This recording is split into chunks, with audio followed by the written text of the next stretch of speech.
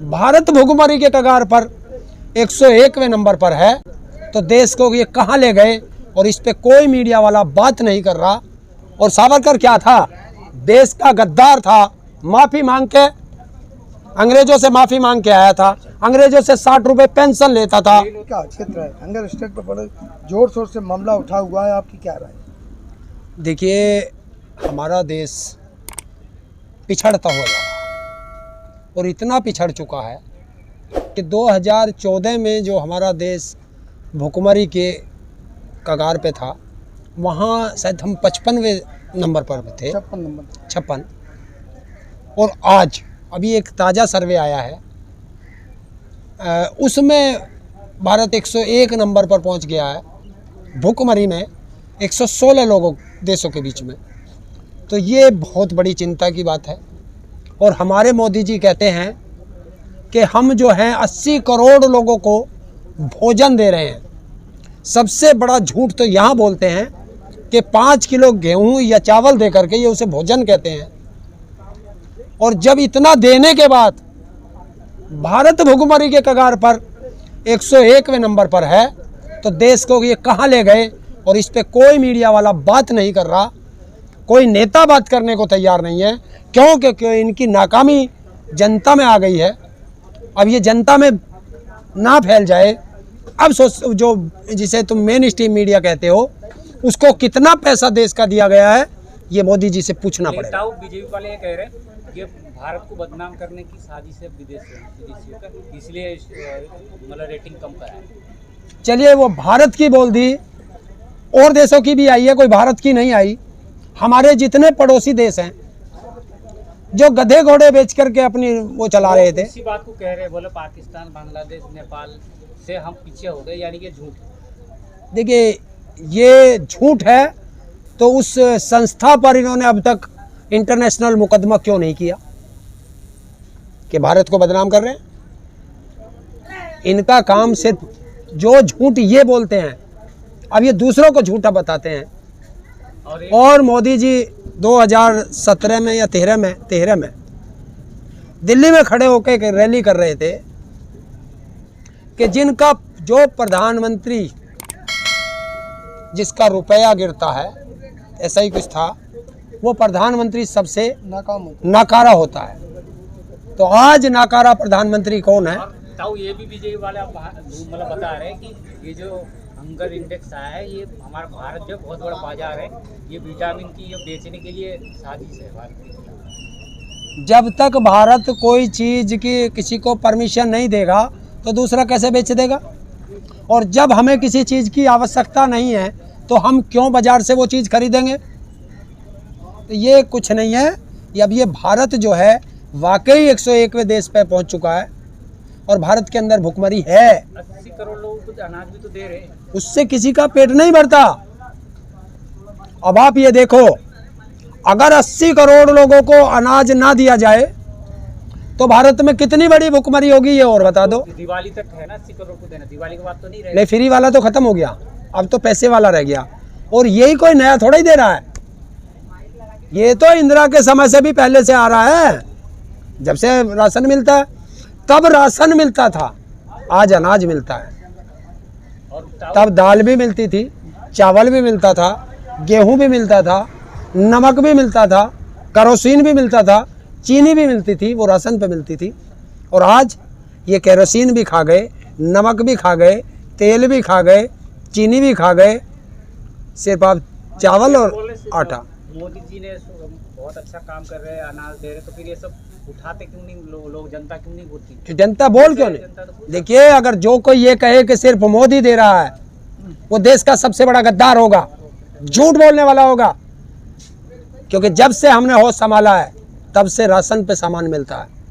हाँ, ये राशन में चोरी करने वाले बढ़ते चले गए कि सामान चोरी करते चले गए, और अब सिर्फ एक चीज़ रह गई, आप गेहूं ले या चावल ले। आज कोई भी काम होता है, प्रधानमंत्री को उपलब्धि नहीं दी जाती, मोदी को दी जाती है। आप क्या कहेंगे? प्रधानमंत्री को उपलब्धि नहीं दी जाती, मोदी को दी जाती है उपलब्धि, जैसे कि वैक्सीन की। जब वैक्सीन इसकी क्या है?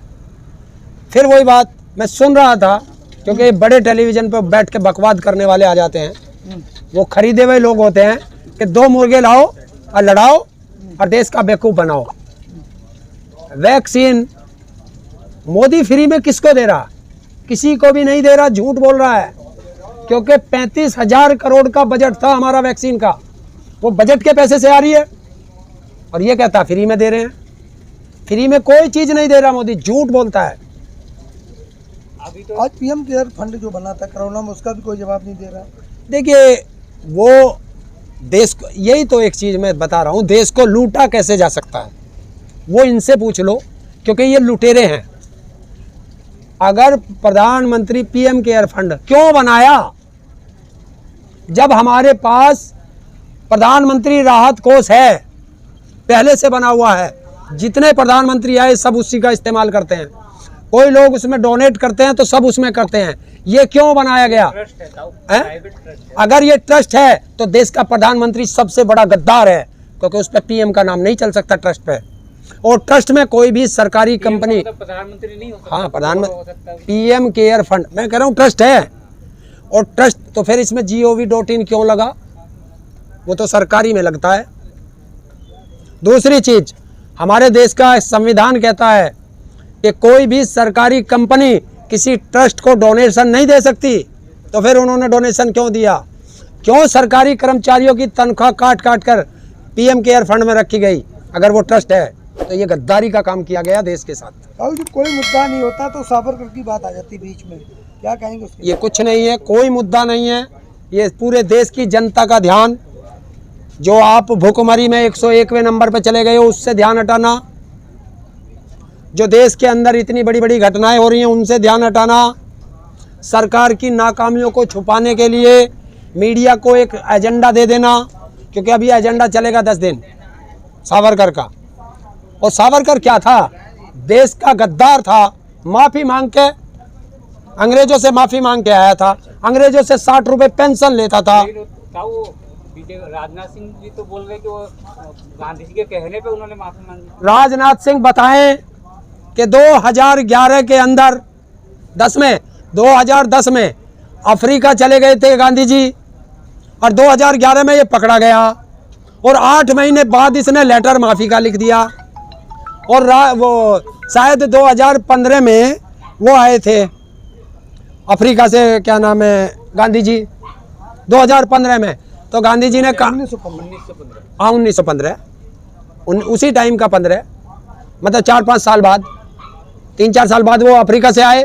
तो इन्होंने तो 8 महीने बाद ही 1911 में पकड़े जाने के बाद इन्होंने 8 महीने बाद माफ़ी का लेटर लिख दिया।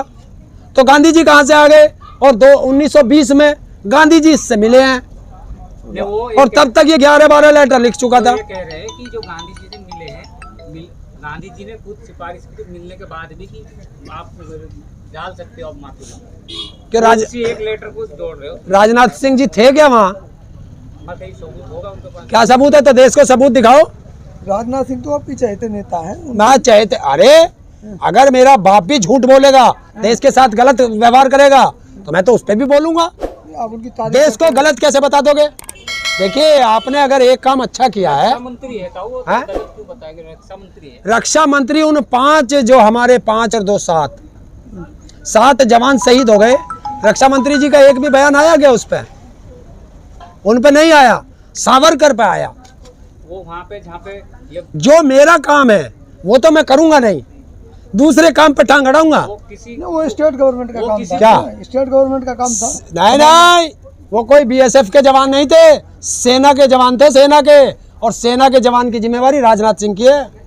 था। वो जहाँ कार्यक्रम में बोल रहे थे राजनाथ सिंह जी, वहाँ पे मोहन भागवत जी भी थे, बुक पे लॉन्चिंग था। देखिए ये वो सावरकर के नाम पे बुक। ये आरएसएस की एक चाल थी कि राजनाथ से भी कहलवा दो, और राजनाथ बताए कि किस दबाव में आकर के उसने ऐसा बताया कि देश से झूठ बोल रहे हो।